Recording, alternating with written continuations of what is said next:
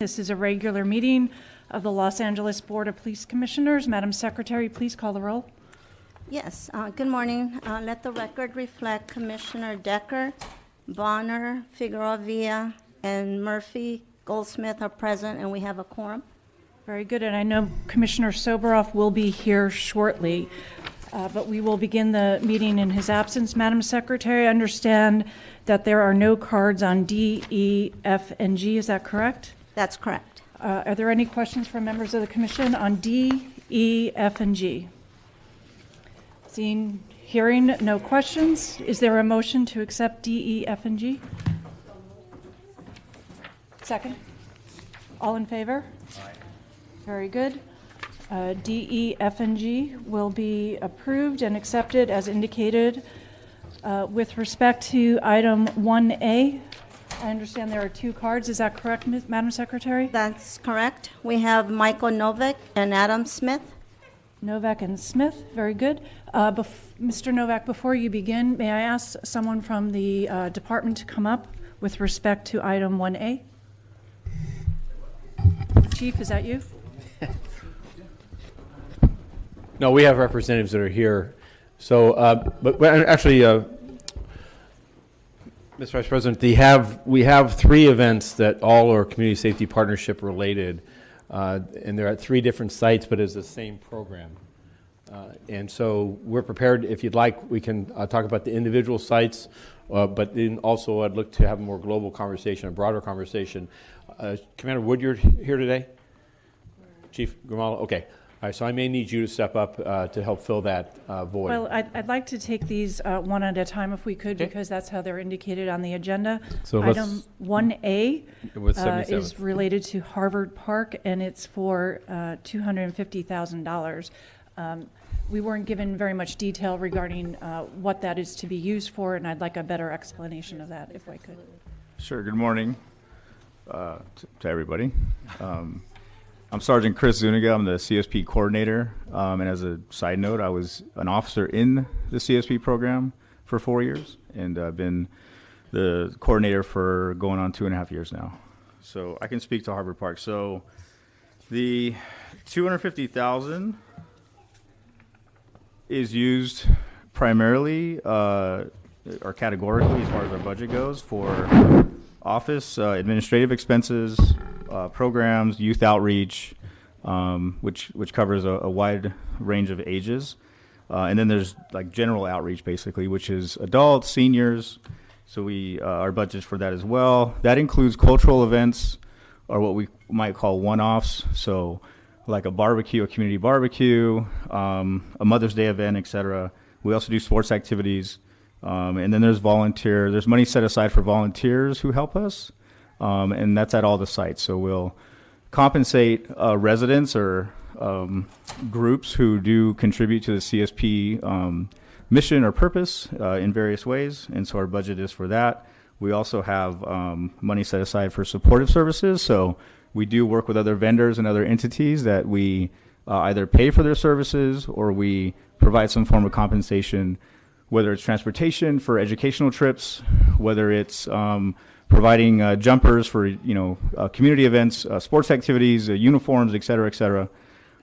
We do have some money set aside for overtime because the officers have a dual purpose, right? So there's a patrol or public safety piece, and on top of that, they're asked to develop programs, be a part of them, cultivate, perpetuate youth outreach, adult outreach, and build relationships. So there's just not enough hours in the day for that, so we do set aside money for overtime so that they can be an active participant in the programs they develop.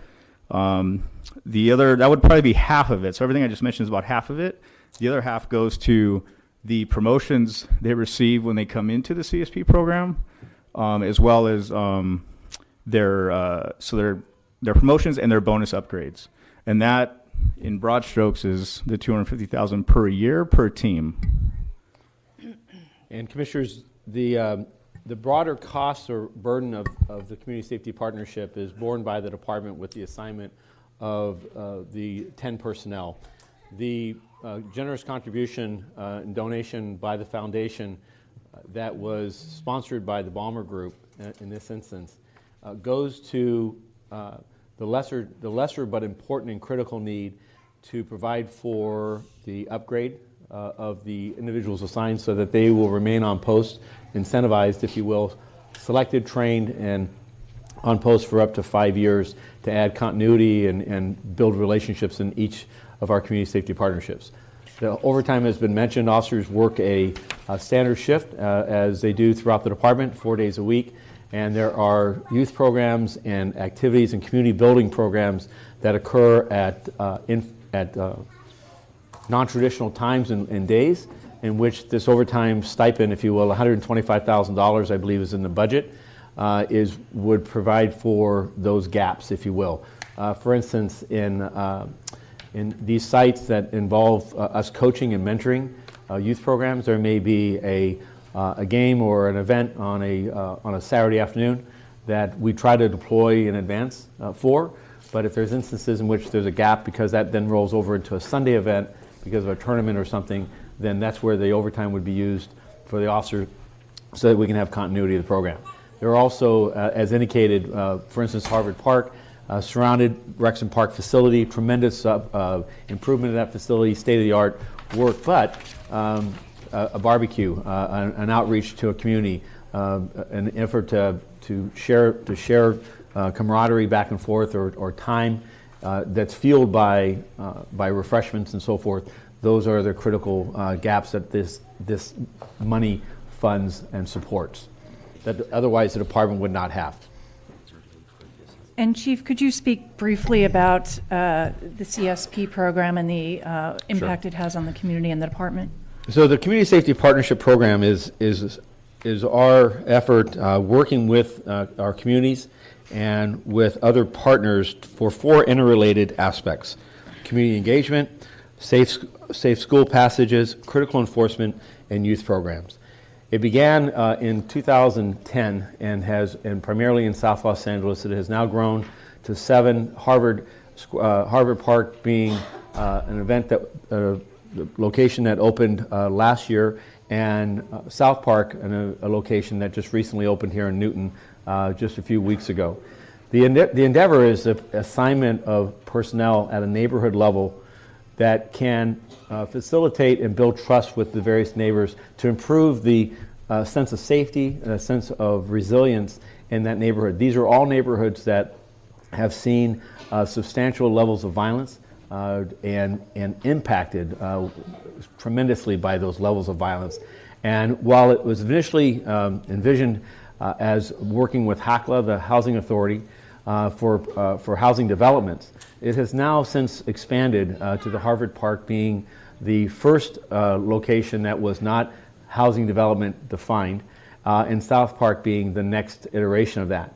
The housing HACLA relationship helped fuel this initially because HACLA was able to provide funding for the types of things I've spoke about here, the overtime and the various resources. As we moved out of housing developments into other areas that are similarly impacted by violence but are not a housing development definition, this is where the Bomber Group and the foundation has proved vital in providing the types of programming that we've seen so successful in the housing development initiatives. 2 other last points. Much as we go about community policing in this city is about building trust and confidence of the communities that our presence is there as to support their needs and to protect and serve them. And yet, oftentimes, our officers are relegated to call to call to call and problem to problem to problem. And the ability to remain present in a neighborhood and to learn the names and identities and backgrounds and desires and ambitions of communities, particularly with the young people. We have seen in this program its success, not only in the confidence in the department, but also in the rates of crime, and particularly violent crime. And we currently are working with the outside providers to do a independent study through the University of California, Los Angeles, UCLA, that will look at a longitudinal evaluation of each of these sites, their history over the last 8 to 9 years, successes, lessons learned, ideas and recommendations for the future. This is something that is the Urban Peace Institute, I believe, and the Advancement Project are pursuing separate funding for, and I'm hopeful that that will be achieved and will allow us to move beyond the anecdotes and move beyond our observations and acknowledge that our bias is that we see success. But we see success in the officers' attitudes, we see success in the neighborhoods and their support, but I'm really looking forward to that independent study affirming or identifying areas that we may be overlooking. And is there an effort, Chief, to, right now it's being funded, or this portion of the program, the expansion of the program is being funded through donations. Is there an effort over the long term to have this absorbed into the department's budget? Yes, I would look to, I think another attribute of the study is the value of now legitimizing to a regular budgetary process. This, I'm reminded of the gang reduction youth development initiatives that saw this type of incubator, if you will, these grassroots efforts that developed and grew. And then once there was validation, once there was articulation of how these programs do add to the safety of a community, the city took on those added burdens. And I would hope to see that transference to the regular city budgetary process in the coming months and years. Thank you. I have no further questions, and Mr. Soberoff has joined. I'll pass the baton back. Have we had public comment on this No, yet? but I don't know if there are other commissioners. Any other commissioner questions? Yes. We're on 1A. Mr. Bonner. Commissioner Bonner. Morning, sir. And this may rehash some of the ground that was just covered, but I want to put a little bit of this in context. Are you able to, what is the aggregate budget for the CSP program across, everywhere it's active now? I mean, any idea roughly what that is? And how much of it is, the second part of that is how much of it is currently being funded through donations versus public tax dollars to the budget? So, sir, while I don't have what the department pays for it, but they do shoulder the majority of the cost. So, as far as officer liability, equipment, pensions, medical, et cetera, officers' base salary, that's all LAPD, all LA City. Housing Authority and the Balmer Group are our two private donors. They donate $250,000 to each team per year per team. And I do have a breakdown of, and we went over what basically in broad strokes what that money is used for. But LAPD shoulders a vast majority of the cost. So I would, just for informational purposes, would welcome some further comment on that specific question of what is the aggregate budget for CSP and how much of that is covered through donations. That'd be helpful. Not necessarily this morning if you don't have it, but for the record, it'd be helpful. The chief answered, I think, one question, which is, if I understand, your intention is to, I assume also this UCLA study or whatever additional information would be required will be received in time to consider further budget requests for the ensuing budget year? I would not anticipate that our not budget, the current budget year, but I'm saying for the next budget proposal that we would be taking up later in the year. I don't believe so, because our budget package will be due for fiscal 2021, will be due to the mayor's office by November. And so we're actually starting, as soon as this current proposed budget is adopted in June, we'll begin the process of identifying for fiscal 2021. They have not formally started the UCLA study, and I would not anticipate that it would be done in time for that. Having said that, certainly, as we've grown this program, at some point it reaches a critical mass that needs to transition into the city's ongoing budgetary process. Whether that strategic decision point is in the next 3 to 4 months, or it would benefit by a year from now, where the study has been completed and we have more articulable findings and facts that are independent of the department and the other providers, I think would be is a strategic decision that I've not yet made, and certainly would look to guidance from the commission relative to your desires. When roughly, when would you imagine the UCLA study beginning and being completed? So they have began working with Commander Jeff Burt on collection of data, and they've been doing that for the last 6 months. However, there's qualitative work and outreach that needs to be completed by the personnel assigned. So there's been a goodwill gesture by UCLA to step into the beginnings of this study. But while funding is being raised independent of the department to procure this study, it is my hopes that during the summer that funding raise will be completed and allow UCLA to finish their work. If we could, but I just don't anticipate just knowing a little bit about how the research programs go. I don't see a turnaround in that quick of a time. I just think that it's going to take 6 months, 9 months for us to have them explore their work, have them give us feedback, drafts, understanding, and then for a final. Okay. So in the meantime, we'll continue the I don't want to say status quo, but the current approach. The current approach is twofold. One is the Housing Authority of Los Angeles is, as the landlord, if you will, of the housing developments across the city of Los Angeles, has been, as a stakeholder, extremely impressed and encouraged by the results of CSP programs in each of the developments in which we're involved. Their continued support of this, I anticipate, with San Fernando Gardens. I anticipate there's other developments that they may wish to see expanded. From an apartment standpoint, it goes to our investment of full-time personnel, and while there's some compensation in the sense of there's some reimbursement relative to a few upgrades, this is still a pull on our deployment, but it's an important one, and I think it's one that signals our building of trust and confidence. So for the next year, I see us, and as I've said earlier in public comments, we're currently surveying the entire city to what additional CSP programs could be initiated. And we've had indications both by HACLA as well as other donors that as sites are identified that they're worth, in their view, investing in, and they'd be willing, working with the foundation to help support the department. So I don't think we're in jeopardy of those sources at this point, but to the earlier question and inference, certainly this is with 10, 12, 15 sites envisioned at some point, would become an annual contribution in excess of $3-4 million.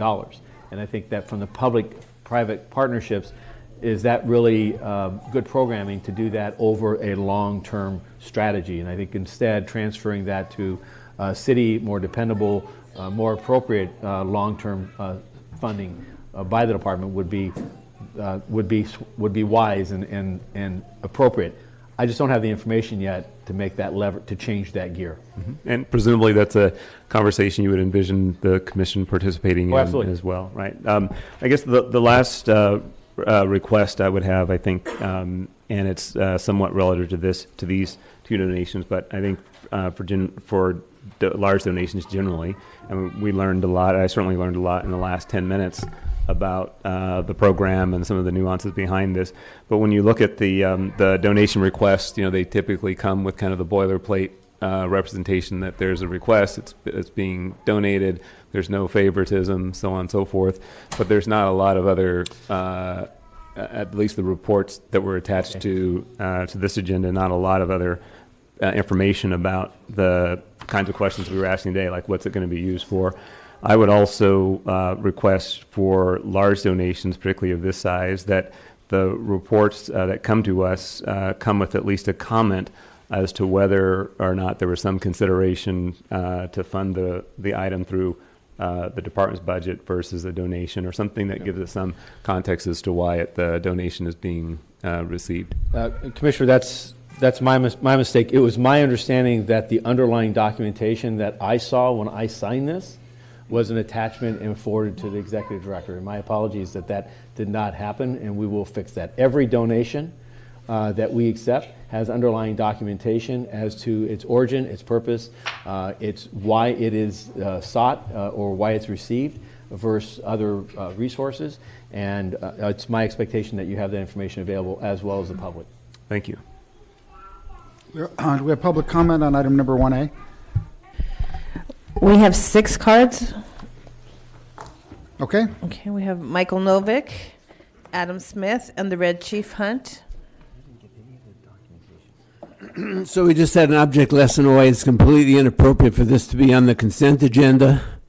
You're talking about making policy for the city of Los Angeles, and you try to do an end run around the policy making and budgetary processes of the city by taking a donation for $250,000 from private money.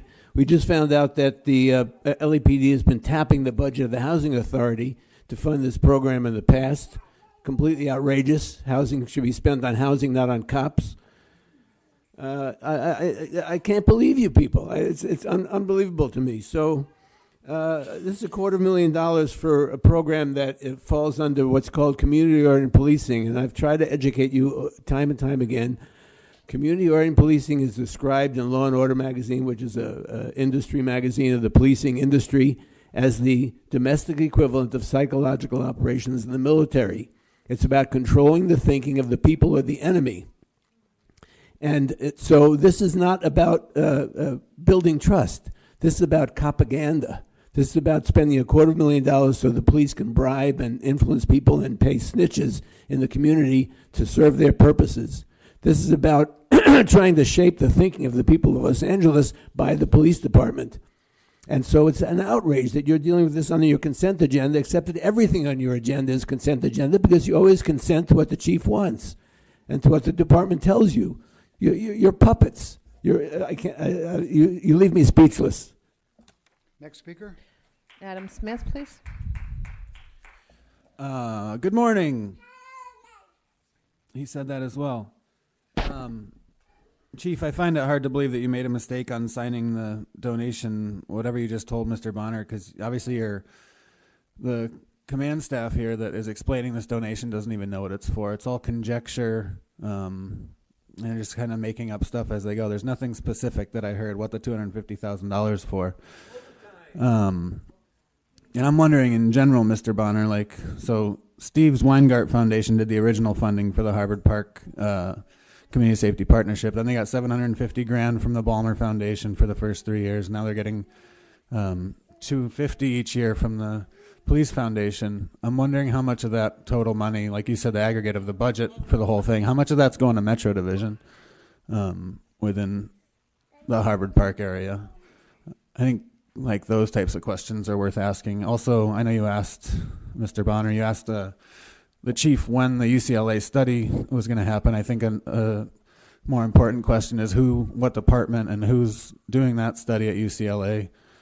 With Commander Jeff Burt, this police department has a sordid love affair with Jeff Brantingham and the terribleness of his anthropology department around Palantir and Predpol and Operation Laser. So I think that's a big question. Who's doing this study and what ties do they have and ulterior motives in working with this police department? The Red Chief Hunt, followed by Mateo Nagassi. Morning, sir. Good morning, the Red Chief Hunt here. These donations and and all of this overtime. I went to a special event over the week at the Obama thing. I guess the overtime was spent by the city of Los Angeles or whatever. But they tried to arrest me for coming into a public event. And I guess this was one of these special events in L.A. for the Barack Obama Street and things like that. But the detective told me, and he was on overtime, and there was no body cams, and there was no accountability for his actions or anything. But he told me I assaulted somebody to get in. And I was wanting to know why are we paying Detectives 3 who told me that he can take his own investigation, that he can do this. And after I called Chief Dennis Cottle to find out if any of this was true, they failed to the public and they failed to me. I don't know how these donations are being done, if there's special interests and things like that, but they're kind of skeptical. The whole thing about these donations, the whole thing's about you guys officers. You know what? I filed a report and nobody had body cams on, and this was a special event. Is this going to be with the special events for the Housing Authority? Are you guys not going to be accountable for your actions, and we're going to pay these officers overtime? And who's providing the donations? Are they for special interests to Michael Moore and to fly around the country and things like this? Or who's behind this?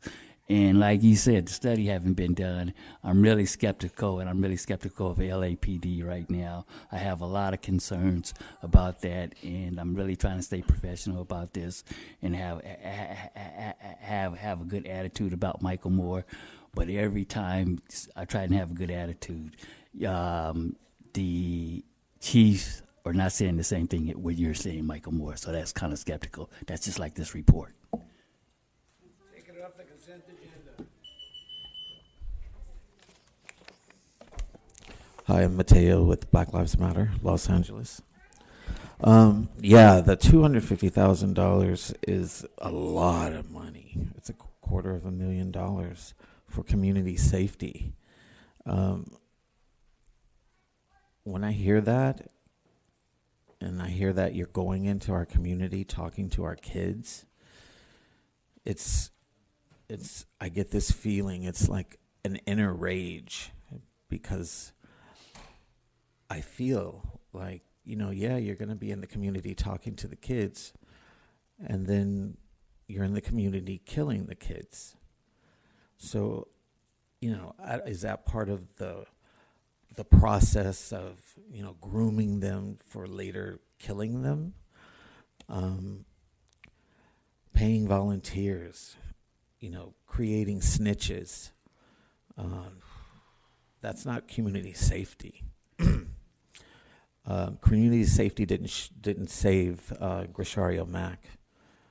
Community safety didn't save Eric Rivera or Christian Escobedo. There is no safety when the police is involved. We don't want you in our community. I don't know what communities you're talking about. Maybe it's, Beverly Hills or something like that. I'm sure they really want you. And the gentrification people who are coming downtown complaining about the homeless, maybe they want you, but we don't want you. I saw you, Chief, on the TV this morning talking, or maybe yesterday, to kids about an active shooter. And I find that ironic, because you should be teaching them how to not get murdered by police. Right. The next speaker, Gina Viola, followed by Mr. Herman. And we have one late card, sir. Okay. So I think that whole presentation was very troubling. The fact that you don't have a line itemized budget in front of you while you're discussing a donation of this size is very irresponsible. I don't see how you can possibly vote to approve that when you don't have more detailed information. And what we heard were a lot of vague answers about where it goes. I've been reading a lot about overtime for the LAPD, and it seems it's coming from lots of different sources of the city's budget. And LAPD is already getting 54% of the city's operating budget. So why we have to now add donations of this size for things vague and unsubstantiated seems really irresponsible to me. And I want to point out that at one point, Chief, you discussed how this program's been successful in the rates of crime and violent crime. So that's different from what we've been hearing here week after week the last few weeks. So I'm glad to hear that it is down again. That's good to hear. Again, it's just, I have to echo, how can you be taking money from the housing authority in a city where we have such an extreme housing issue? Housing is the number one issue in this city. The houseless have exploded in this city. You need to give all funds back that are related to housing authority. So I would say you need to reject this and the one beneath it as well. Next speaker, please. Mr. Herman. And the late speaker card, sir. Yeah. Who's that? Yvonne Michelle Autry. Okay.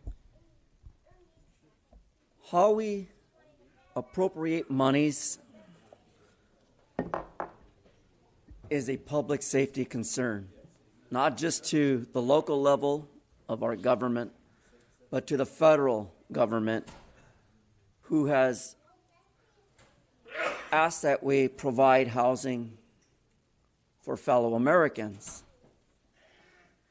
And the substantial amount, based on the criticism of the public's concern for safety, has always been a reality. A reality because we can't trust the police. Police are not social workers. Police are not psychiatrists. Police are undertrained. And then they mislead our children to believe that being a policeman is A-OK. But again, at 626-262-4510, zip code 91802, when you have concerns about housing, give them a call. Ask them about Section 8. Ask them about the voucher system. And then let's question the federal government.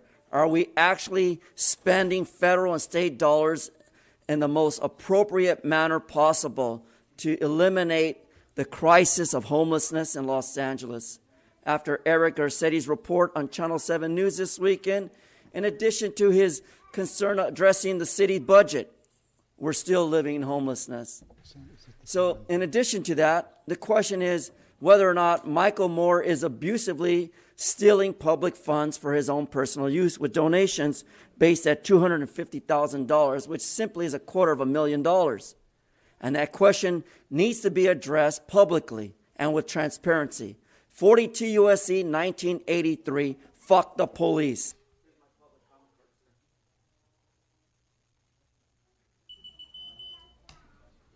Okay, Commissioner Bonner. Oh, I'm sorry. Last speaker, I'm sorry. Yes, I again, on the record, repeatedly speaking against and opposing this creation of this police state, martial law, in taking money from vital agencies such as that which should be used to create more affordable housing, to alleviate houseless or homelessness in the richest city, in the richest states, or one of the richest cities and richest states in this country, and then I'm sure in this hemisphere. So Gwen, this is engineered, so I like to be on the record speaking against any theft of funding which should, automatically be reinvested in the community for housing, for people that are indigent, for black people, for veterans, for anyone that is suffering an economic challenge, traditionally abused, experimented on, targeted for extermination, single women. I'd also, on this record, like to go to speak against any money that's going to be used for the persecution of targeted individuals. So you're developing your technologies to mind control, divide, and destroy, and torture, and exterminate some of these, like MK Ultra. Okay, so any monies that is allocated for housing should remain in the community for housing, again, for seniors, veterans, single women, anyone that needs it first. Speaking against this police state, stop incriminating the people and then making money and banking off of the industry of the incrimination of the people and dividing the people, okay? Turning neighbors against, I go through this every day. So again, the money should be used to create healthy and prolific and positive environments. This is, this is what we're... Commissioner Bonner? And so, I think I've at least gotten the questions that I could ask out on the table today. And I would ask if, unless there's a sense of urgency on the timing, so to speak, around this, we should maybe hear that now. But if not, I would move that we put this item over, these two items over, pending the receipt of the additional background material I think the chief said is available, so that we could all understand it and digest it and before taking a vote. So it's for A and B? That would be for both items, 1A and... I would... If we need to do them as separate motions, that's fine as well, but I think it would be the same concern relative to both donations. And Mr. President, we did receive another late card. Is that... It's okay. No. We'll move on. And, Chief, can we have that by next week, do you think? I'm sorry? Absolutely. Okay. It's available. Okay, so you've got a motion. I'll second that motion, and in that context, I would say, Chief, it is not about, putting this over is not about not supporting these efforts. It's about understanding the large amount of money and what is going to be funded specifically through that donation. Thank you. And again, my apologies. You should have had a more complete package than just the top 2 sheets. Okay, and then we'll pull item 1B. Mr. President, Yes, sir. in response to Commissioner Bonner's request regarding staffing numbers per the various community safety partner projects now, do you want that information back next week also, or would you like that back separately? I can provide it all. Okay, we'll bring all that back to you, list of each of the community safety partnerships, what the city cost is for those, what the housing HACLA cost is for those, and what the donations have been to support each of those, and break them out individually. Okay, so we need a second on Commissioner Bonner's motion. Okay, and all in favor? Aye. Aye. All opposed? Okay. On 1B, I'm just going to, we'll pull that from the agenda, and we'll do that next week. Find out how many people got evicted. Item number 1, Mr. Novick? What about the cards? Hold on for a second. Mr. Novick, when it's public speaking time, you can come up to the microphone, but what you can't do, Mr. Novick, is sit out there and disrupt the meeting and think you're going to stay in the meeting. Mr. Novick, that's your last warning. Well, actually, Steve, you never pulled my card on 1A. Okay, so we're going to go to item number 1C now. 1C? Do we have any commissioner comments on 1C? Do we have any public comments on 1C? We have 2 public comments, sir. Okay. We have Michael Novick and Mr. Herman. Okay.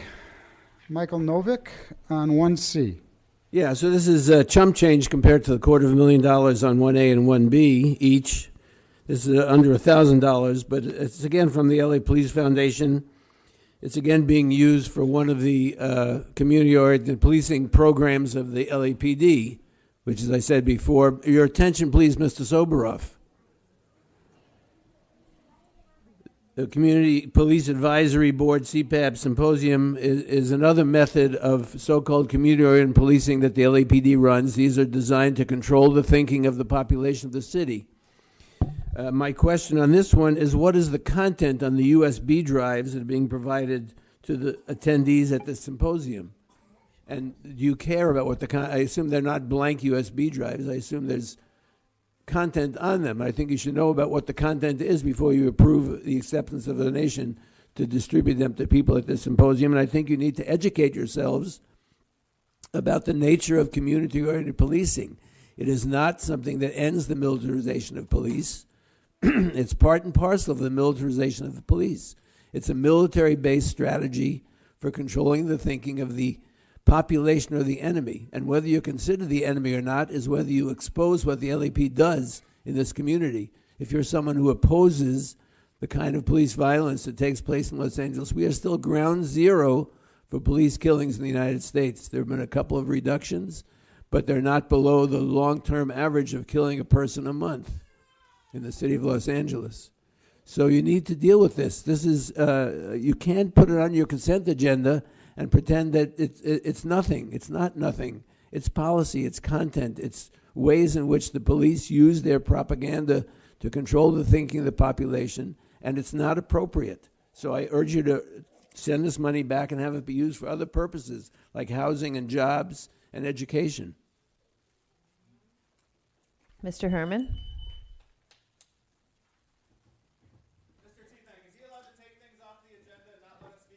Mr. Smith, when it's time for public comment, Mr. Smith, you can come up here and we won't interrupt you, but you're not going to be interrupting this meeting. That is your last warning. Hey, Steve, I put in for public comment. I don't, yeah. Okay, well, it's not public comment yet. I put in for public comment on 1A. That card was late, sir. Okay, next speaker. Why such violence and outcry over education of the police? Why all this chump change going to the Los Angeles Police Foundation? It's just chump change, isn't it? The question is whether or not chump change is abusive, appropriate, and in the manner of public interest. That's more important. And Mr. Smith, the Inspector General, knows better that when we accept donations for food, to use a USB drive that we have no fucking idea what's on it or in it, besides a bug to destroy our personal information on our home computers, is a question of whether or not the action of Mr. Sobroff threatening the public right now is acceptable under the Los Angeles Police Foundation. You can't suppress people and misuse free speech simply because a person challenges whether or not we could speak on agenda items of community police advocacy or on this adversary board. And the more you create this suppressive attack of free speech from the public, Mr. President, without on pride, topic, please. on the Mr. topic of Herman, education of police, again, Mr. Sobroff, the intention of your duties is to participate with the public, not engage in challenging us whether or not we question the report Mr. on the President, amount of speaker's off topic. 890. Next speaker. Mr. Herman, you don't have 13 seconds. We have no other cards on this item, sir. Mr. Smith, you can leave the meeting.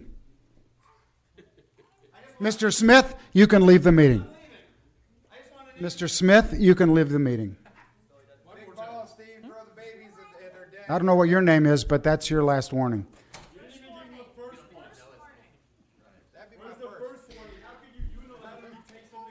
I think what we're just going to do is go into closed session. You guys just want to disrupt the meeting.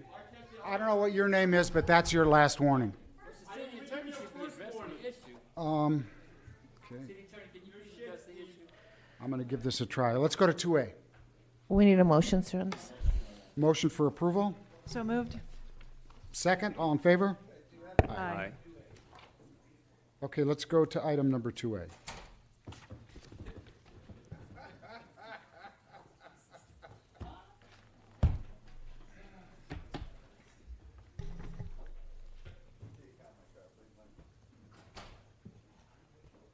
We have any commissioner questions on 2A? The pilot program so far has consisted of 2 deployments and 112 tests. Can you describe what Yes. the tests are? Of course, commissioners, thank you for your time this morning. Mr. Smith, Chief Moore, Mr. Tiefenk. On July 16, 2018, the Small Unmanned Aerial Systems pilot program began. And that came with our FAA approval, our certificate of authorization and waiver, which also allowed for nighttime use of the SUAS device. Since then, Metropolitan Division officers from the Special Weapons and Tactics team have diligently continued their training to ensure that they will be in comport with the policies and procedures as approved and the guidelines delineated by this commission. And to this point, they have done so, and am proud of their accountability, which is our full expectation, not only of the commission, but the people of the city of Los Angeles. So now moving to the 2 deployments. January 9th, 2019 was the first in Rampart area, and it was a barricaded, armed robbery suspect at that location. The SUAS device was up for approximately 13 minutes, and that was all captured on video, and that is booked into evidence at Scientific Investigation Division. It was used in that particular situation to give situational aerial awareness to a location where a suspect was barricaded, but there were no conventional means for us to get eyes on his location, and we were attempting to de-escalate by not putting police officers in harm's way, which could have forced a confrontation or an incident, but also securing the welfare of the suspect as well, so we did not cause a triggering of tactical deployment that could have caused some type of armed confrontation. And that ended successfully with no shots fired. March 28th was the second use and deployment of the SUAS, and that was in 77th area, where we needed to get situational awareness on the location of a suspect who was in a glass or plexiglass atrium area, and again for the same reasons, not to cause us to put ourselves in a position where we would escalate an incident, but where we could get eyes on, put a plan forth that we did not have to create an armed confrontation there as well. So that was a successful deployment by the pilot of the SUAS and also our monitoring of that situation. And again, we will continue our diligence in monitoring the program, how it's used, the appropriateness of each and every deployment. We have been, again, in compliance with the 2 business day return on the logs and the information flow from the actual site through CTSOB to me and the Chief of Police and to the Commission and the Inspector General as well. So we appreciate your ongoing support as we move along with this program and use it in the manner in which it was authorized. Can you describe the tests? There are a number of tests. As far as the practicing of the deployment? Yes. Yes. So during this pilot program period, 7.5 hours of practice and testing took place. Different scenarios were set up in which the SUAS could be practiced and deployed and used, where there would be scenarios with an armed barricaded situation, and we could see and test the operator's ability to properly use and function within the comports of that design. Okay. Do we have any other commissioner questions on the report? Yes. I just want to thank you for the report. And as some of us will remember, this policy came as a result of significant questions and concerns by community members about how the devices would be used, how the information theoretically that could be collected would be used. And so this policy was meant to create maximum transparency and provide information to the public so that these conversations could happen in public in the light of day, and really appreciate your diligence to make that policy possible and to follow through with it on the implementation side. And it sounds like the devices are being used as intended and as appropriate, and just appreciate the diligence and coming forward for the public conversation about it. Thank you. Thank you for your support and your guidance as well, and the whole commission. Commissioner Bonner, please. Yes, sure. Just a couple of questions. One, I had a couple of process questions, but first I wanted to go back to the 2 incidences in which the device was deployed. And it's a very helpful tool, although my recollection, particularly with regard to the first incident, was that that it's not a panacea in terms of providing a broad visual of everything you might want to see, right? So could you comment a little bit on really what were what we learned in using the device on those 2 occasions? Yes, absolutely. And what you stated is correct, Mr. Bonner. It's situational awareness, especially in those positions which would be compromising our personnel, the safety of the public, or the safety of the suspect. There are situations in which other tools that are available to the members of the SWAT team would not be appropriate based on terrain, based on what kind of visual awareness they need. So in the first situation, we were talking about a second story to a edifice where putting up a ladder, for example, or some other means to gain a visual awareness would have compromised our personnel. This way, with the ability to view where the suspect was, his movements, if he was armed at the time, allowed us to plan forward and moving forward how we could deploy personnel, how long we should take our crisis negotiation procedures, etc. So it gave us a broader framework to slow things down, to take our time, to de-escalate a potential situation that could have ended in an armed conflict. In the second situation, when we had a loose visual on an atrium, the suspect could clearly see us and our deployment before we could see him or where he was. So it provided a sense of safety and awareness where we could know how much pre-planning we could do before we actually had to deploy officers physically closer to the problem and the situation. And can you just comment briefly, just to finish off, that both in each incident, how they were ultimately resolved? They were ultimately resolved with the introduction of gas, and the person came out peacefully and... GOA.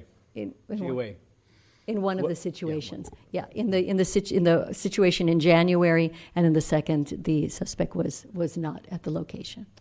And Commissioner, also, I would draw your attention to the second log when you ask what we're doing and how we evaluate and learn this. As you recall, the first one, the glare of the window offered some challenges to even using that device to look into, peer into that window. The second one, you'll see in the very bottom portion, a formatting issue with the transference of the thermal camera. So each of these deployments, along with the test flights, are giving us greater awareness of the tools, its capacities, its limitations, and how it can fit into a broader series of levers, if you will, as we go about these dangerous situations. Okay, just a couple of process questions then, I think. One is that the report indicates that this is a one-year pilot that began on July 16th of 2018. So is the idea that the pilot program will come to a close on July 16th of this year?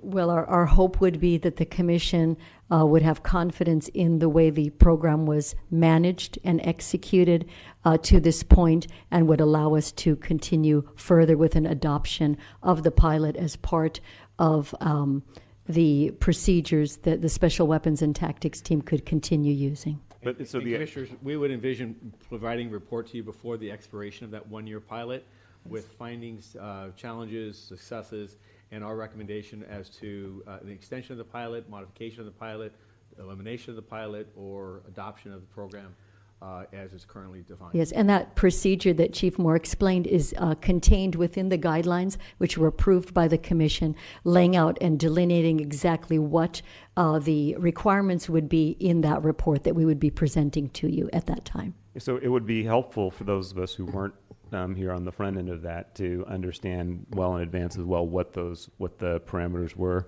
In particular, I'm interested in what are the criteria that are going to be used to evaluate the program, and so that we can be in a position to draw our own conclusions as well. I'll be happy to share those with you. Okay, and then a process question. I'm not sure if this is for Mr. Teefank or who would respond to this, but this is asking us to review, which we have, but also to approve the flight logs. And the question is, what's the value of having the Commission approve this volume of flight logs that are, kind of in an after the fact basis? Mr. Bonner, I think it was just to show transparency so that you could see the fact that training was ongoing. We're always trying to better our ability to deploy this mechanism in the most effective way possible, but in full transparency to the Commission and the community to see that training is going on. And we are very committed to a standard of excellence for this program that will, again, broaden the trust in our ability to use this on a continuing basis. Sure, and completely understandable. I think subject to other questions other commissioners may have, my suggestion might be that we review and file if that's acceptable or inappropriate. Simply, again, because relative to what I understand these flight logs consist of, they're informational, yes, and well received, but I'm not sure that we're really in a position to approve them, so to speak. Technical. Sure, understood, Mr. Bonner. Good morning, Chief. Good morning. Thank you very much for your report, and I apologize if any of my questions cause you to repeat what you've already said, but I'm really looking for just a little more clarity on a few Absolutely. short few items.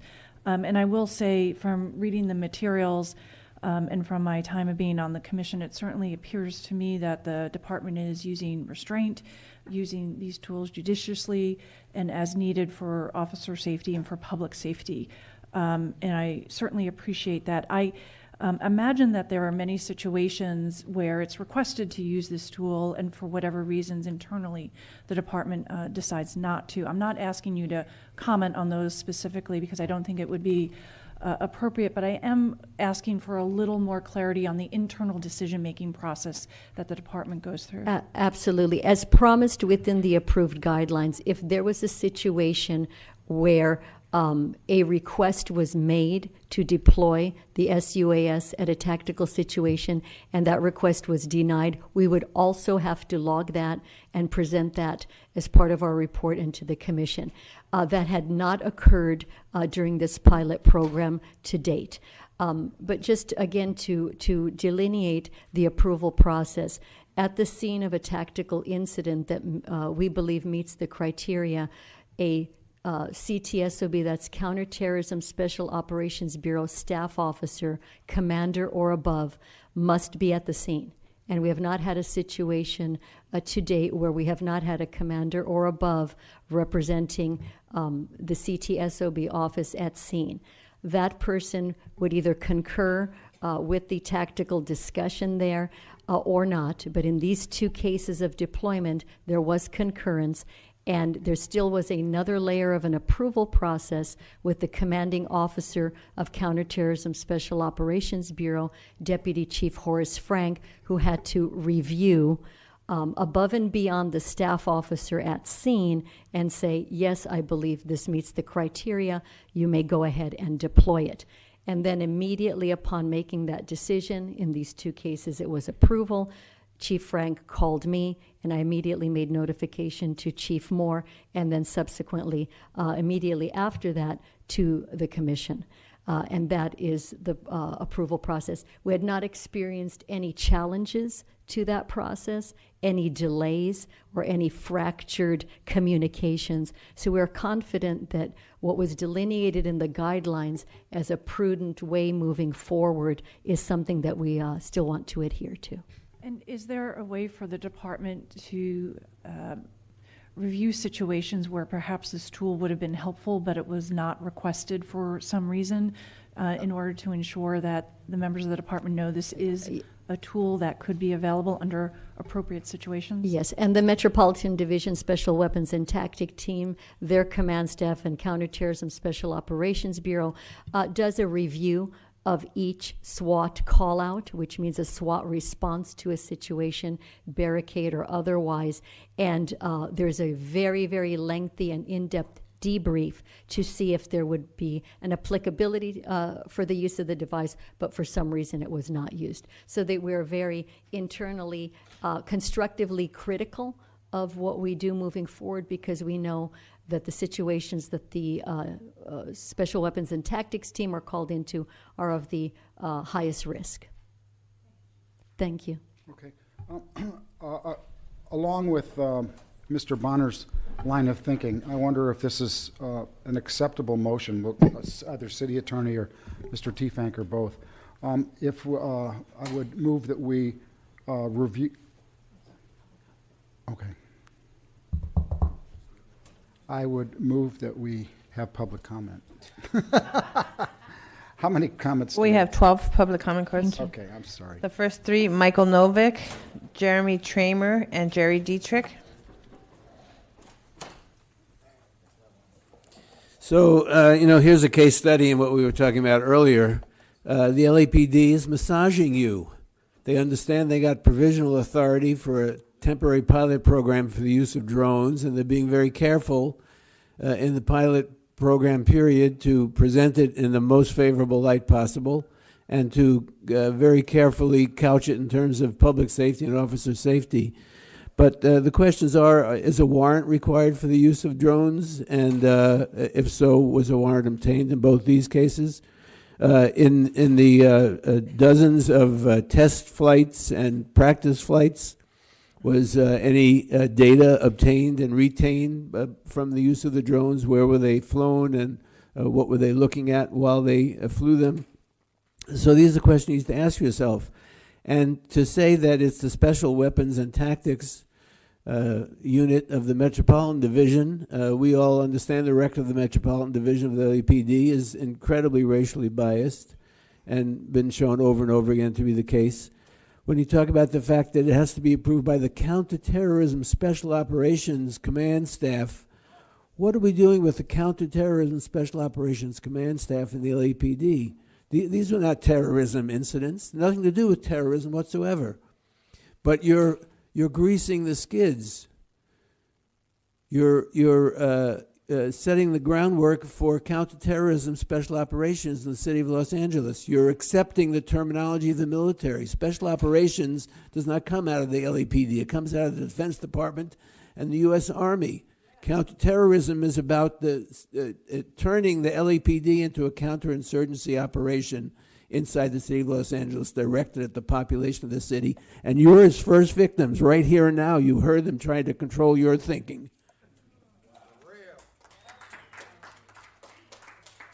Next speaker.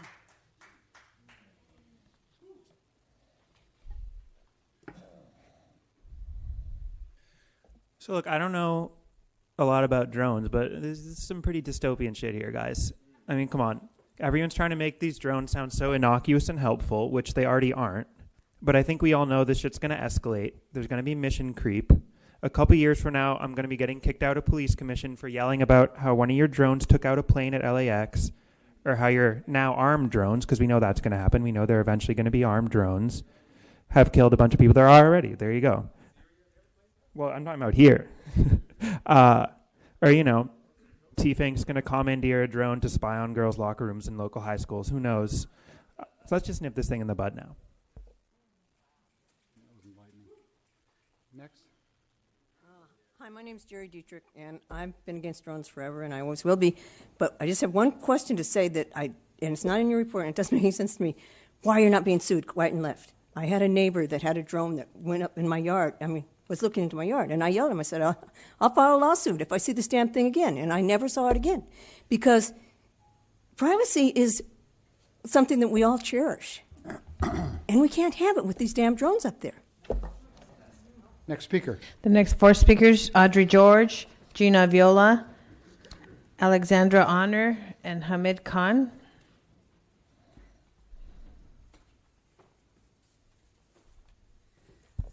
So I want to remind you, and the two newer commissioners might not know this, this pilot program was approved against a huge outcry from the community. Over 90% of the outreach, of the input received from the outreach was ignored. It was all against this drone program.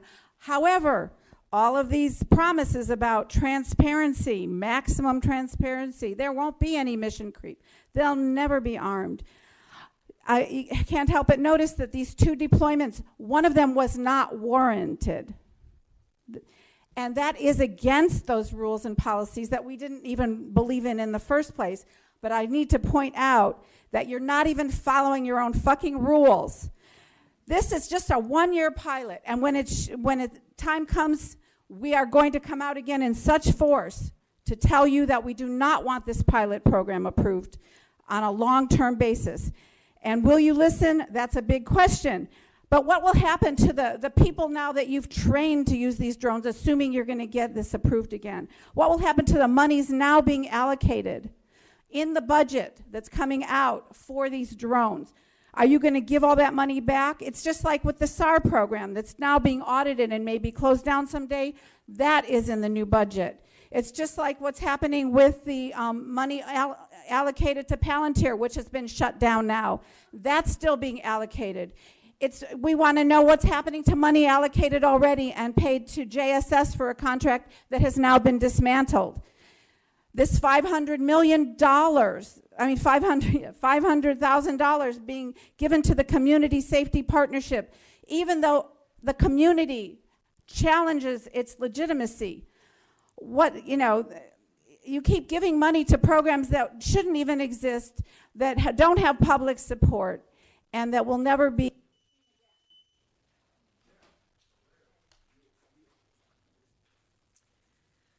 So I also want to go on record that this was overwhelmingly argued against by the community. In email, in written form, here in this room, over and over again. We heard over and over again how the public and the community did not want this. They did not want the LAPD armed with drones. Yet you went ahead and did a one-year pilot regardless of that fact. So it seems you don't care what the community has to say. It makes no difference to you. You sit and bide your time while we speak and tell you what we want as a community. And we don't want these drones. I'm looking at this report, and you have two incidents. One clearly says no search warrant. One has a warrant, one doesn't. So you have a report here in your one-year pilot with only 2 of these deployment logs, and one has a warrant and one doesn't. That should concern you gravely. It really, really should. Are these drones marked clearly? Do we know they're LAPD drones? On April 2nd at about 4:30 in the afternoon, a very large drone hovered over my front door. My children called me and said, "Mom, something's flying outside our front door." I came out the front door and looked up, and it was a large drone, a very large drone. And it spun around, and it was clearly taking some recording images, and it stayed for a while, and it was on a Tuesday. That wasn't lost on me. It wasn't lost on me that I had been here earlier that morning at Police Commission trying to speak to you. And I was on my way out to the Torrance City Council to speak to them as well, so I know exactly what day it was. So you need to shut this down. Everything I heard sounded an awful lot like militarization. I heard all kinds of things coming out of your mouth that frightened me. Frightens me as a citizen how militarized the police is and are. I know they don't. So, but I'm going on record as another community member saying you need to get rid of these drones. It is not safe for our city for the LAPD to be out there spying on people like this. Not at all. Hi, my name is Alex. I'm a mother and a resident. Sorry, I'm very upset about this program. I'm a mother and a resident of Los Angeles, and I'm deeply concerned about the implementation of drones with LAPD. The first police commissioner meeting I attended was the vote on this pilot program in 2017. At that meeting, it was reported that outreach done in advance of the pilot program turned back 90% of the public opposed it, and 100% of the public comment at that meeting were also in opposition. In a packed room, I watched the ACLU, Black Lives Matter, Martin Luther King Organization, White People for Black Lives, Water Protectors, Skid Row, the National Lawyers Guild, the Stop LAPD Spying Coalition, and other community members unilaterally speak in opposition to the pilot program, and yet it was approved. And that led me to believe that the commissioners do not vote the will of the people. I am not just thinking of how this program will be used during your terms as commissioners, but how it will be used in 10, 20, 30 years as my small children grow up in our city. A controversial program like this should not be implemented until the public voices support and comfort with it. I'm personally very uncomfortable with and opposed to this program, especially after the predictive policing report done last year by LAPD and the IG, where also ACLU spoke about how racist some of our policies are. And now we're going to add to that by contributing drones to LAPD. With so much money on the table in contracts for Motorola and Verizon, it appears as though the commissioners are voting in favor of corporate interests over public welfare. And if that's not the case, you've failed to secure the public support and trust needed in order to implement a controversial program like this. And lastly, I just wanted to say, I know there's been a lot of talk about moving these meetings, and part of the reason that you don't hear from more candidly white middle-class members of our community is that they are at work, and we need to make this more accessible for the public if you're going to dramatically change how LAPD polices our city. Thank you. Hamid Khan, followed by Adam Rice, Yvonne Michelle Autry, Mr. Herman, and Reverend. And then that's it. And that's it, sir. So I think we still haven't heard anything, comments, because a couple speakers have raised that the deployment in March, where the warrant use says no. So I don't know if that's what were the waivers. I know there are certain exemptions for that, but none of them were stated in the report. So you got to look at it very carefully as to what you're going to be approving. I think going back to the previous comments that we heard, when we talk about mission creep, and that of course is a term from the military, it's not what's going to be happening today or what has already happened. It's about the foresight that the community has, what will be happening 10 years from now. So although the policy states that they will not be equipped, and there's prohibitions on the policy to equip them with lethal weapons, that's the same thing that North Dakota did. That's exactly the same thing. And 3 years later, what do they do? North Dakota, the state of North Dakota, approves that police drones can be equipped with non-lethal weapons. The state of Connecticut, same thing. The state of Connecticut had a whole debate about this, and now the state of Connecticut is what they're doing is 7 years later in Hartford, they will be networked with 700 cameras, license plate readers, shot spotters into the real-time crime and data intelligence center. So I think the question is that this is exactly the alarm that we had raised about the laser program as well. This is the alarm that we had raised about the suspicious activity reporting program. This is the alarm that people have raised about broken windows program. So this is not that we are just talking about the drone program as if like we have a magic lamp that can tell us what's going to happen. This is what the community has experienced. Mission creep is a real lived experience of people. Ghetto birds are real lived experiences of communities. This is something very real. I mean, Soboroff, when this thing was approved, Cynthia McLean-Hill voted against the program because she believed in the community, and this goon was sitting over there, and the only thing he could say is, well, I can clearly see that the people don't trust the LAPD, but I trust the LAPD. That's the great white God that is sitting over there. So you have to really... Next speaker, please. Next speaker, please. You can come back during public comment. During public comment, that's your last warning.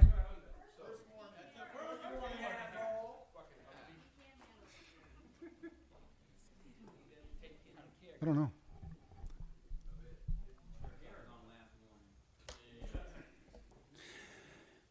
To echo earlier comments, 1,600 people were surveyed about the drone program. Only 97 of them approved of it. Yet, the pilot went forward. I'm going to ask you to leave the meeting. You can leave the meeting. I've given you plenty of warnings. He's the only one here that actually knows what's going on, apparently. Then he ought to be quiet. Soboroff, you can't hear the fucking truth. Because You can leave the meeting. Get out of this room. No, I'm not going to get out of the room because... We're going into closed session. The Board of Police Commissioners will now recess into closed session. Yeah, let me make a Okay. on this one. So don't tell us to leave the room, and don't tell us to just lay your... Yeah, it's done because the meeting's over. We're done.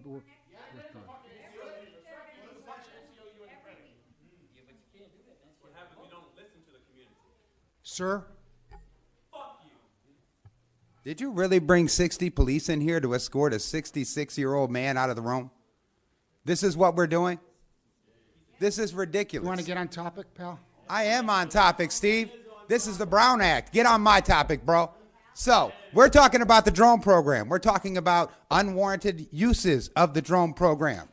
Earlier, we were talking about the CSP, which is yet another example of LAPD wasting money. I mean, Steve, you're continuously offended. We're offended that 615 people were murdered by the police in the last 5 years. That's what we're offended by. We're offended that 97 people are, as opposed to 1,600. Yet, you approved this program, this money. And I know it wasn't under you, Chief Moore, but you certainly hopped up as if you were on the front desk. Why? I mean, were you not prepared? This is insane. And you want to throw someone who comes here every week and provides you with actual information out of the meeting because of egos. Sister Shane, you came with Liberty Hill and looked at our first grant for the Human Right to Housing Collective.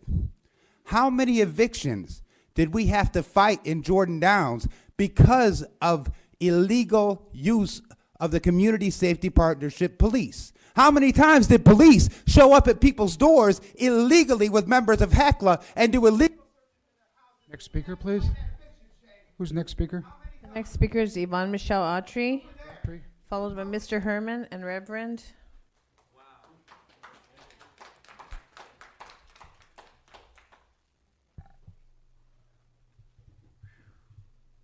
For the record, I have to go on the record as opposing this. I have been labeled a terrorist over 20, 25 years, and I'm still alive. Gassed, electronically shocked 24 hours a day, targeted by your facial recognition, SARS, predictive policing, everything. I have been the consummate test specimen. I'd hate to see, because, right, I'm a mother. If these drones will be armed. For the innocent that are being targeted because we're passionate, we threaten the status quo, I refuse to be the sex goddess, or we refuse to submit to this one world order, which is still a patriarchy. Again, victimizing, hunting, sacrificing innocent blood. When these drones are armed, okay, and wherever I go, you know, the SWAT police just happen to show up. You know, I don't have any guns. Okay, again, you know, falsely accused of flashing white women. I'm sorry, that's not happening here. So again, the incrimination of people that you fear because you cannot control. You cannot break us. You cannot hire the Mexican mafia to break us, the Masons. Okay, You I'm wanna stay on heterosexual. topic, please? No, I'm speaking against Stay on topic, I'm on topic. I'm expressing myself because this is a broad topic. I know where we are. I know we're moving into this one world government, but I need this on the record so that the innocent that have yet to be falsely accused, targeted, experimented on, sacrificed, and murdered will have a chance to live. So these drones must not be armed because you're murdering and sacrificing the innocent. And that's got to stop. God is watching you. And your life. Next speaker.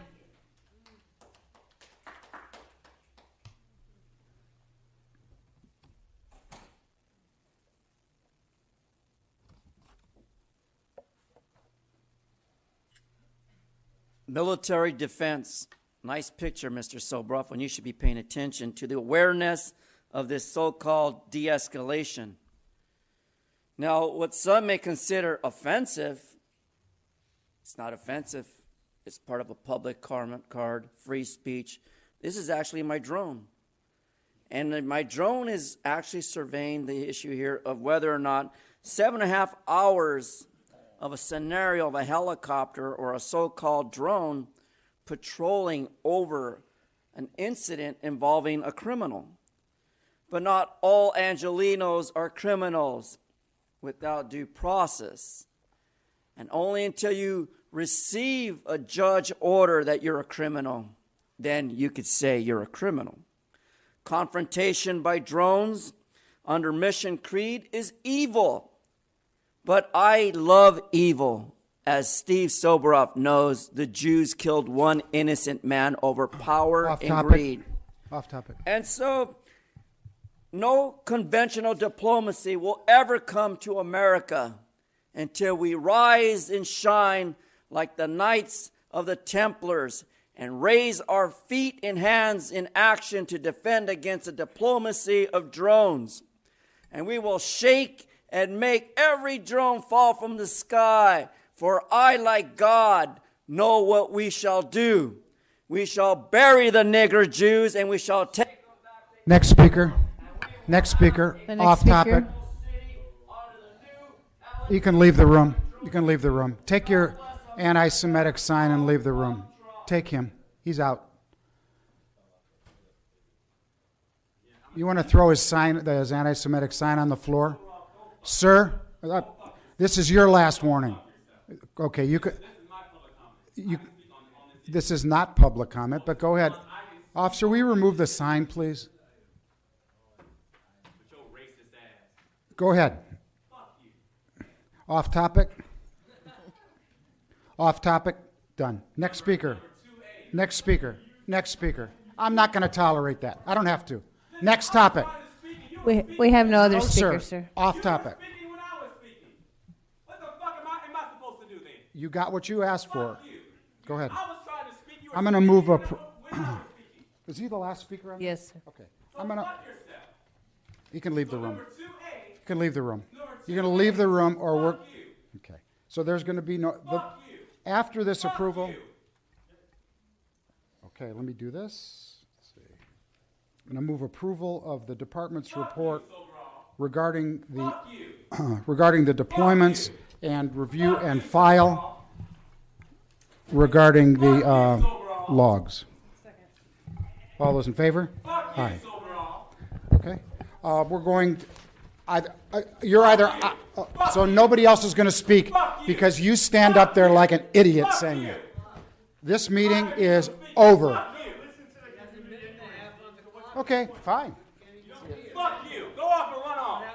You racist piece of shit. Fuck you. The Board of Police Commissioners will now recess into closed session to discuss item number 5A1 in accordance to Government Code 54957. Okay, preacher. Fuck you. Fuck you. You piece of shit. You piece of racist shit. Walk out of here like a piece of shit. Without a quorum vote? Fuck you, city attorney, without a quorum.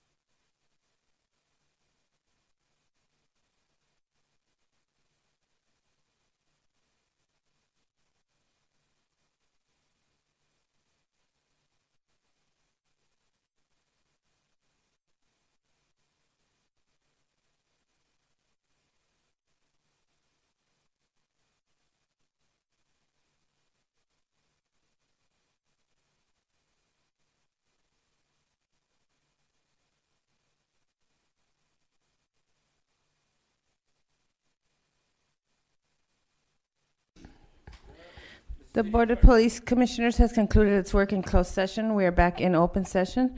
In closed session, item number 5A1 was discussed, and the chief's recommendations were unanimously adopted. Mr. President, is there a motion to adjourn? A motion for adjournment? Second, all in favor? Aye. Adjourn. Thank you. They don't care. I'm trying to say they don't care about public comments. Y'all keep trying to say